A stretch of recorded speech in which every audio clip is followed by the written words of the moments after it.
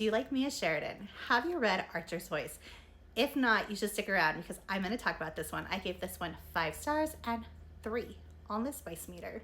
Some of the things you've come to expect in this book are small town romance, grumpy sunshine, and a slow burn. Childhood trauma, disability representation, and there is some darker themes, so make sure you check your trigger warnings before you jump into this one. So here's some of my thoughts on this one. This one starts off really intense, and I'm talking like right off the bat, right away, in your face intense. Where I went into this book blind, I was not prepared for it, but we know I love stuff like that, so I adapted and I was totally okay with it. I would say that the book moves at a fairly steady pace, so that was really great too. I really did enjoy that.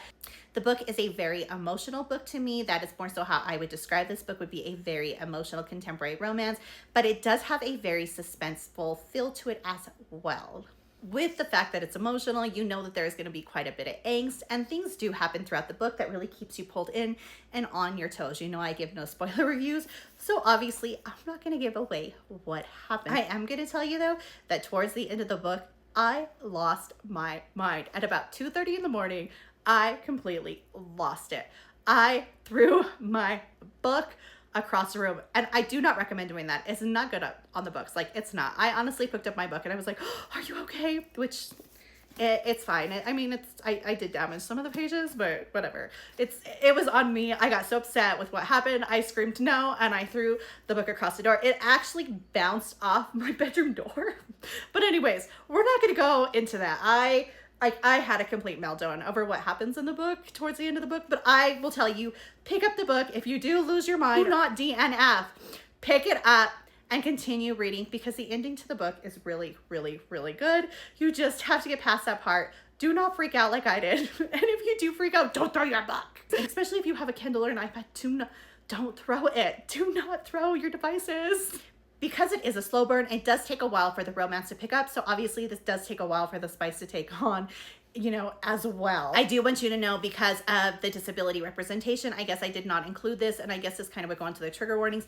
There is some bullying that happens as well, so kind of be prepared with that. Obviously not between the male main character and the female main character. Obviously they're not going to have that issue.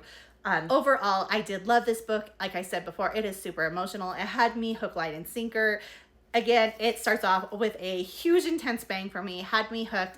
We know I love emotional stuff anyways, and this one just was one that I completely devoured and did not want to put down. This is the first book I picked up by Mia Sheridan, and it actually has made me a fan of hers, and it is the reason I have picked up now other books by her. This book is a contemporary romance, so I'm going to go ahead and give you a quick overview so you can decide whether you want to read this one or not. Bree moves to a new town where she meets Archer. His differences call to her, and she starts asking around town to know more about him. An awkward meeting leads her to a place she doesn't belong, sparking a new friendship. Plagued by her own trauma, Bree and Archer share heartache.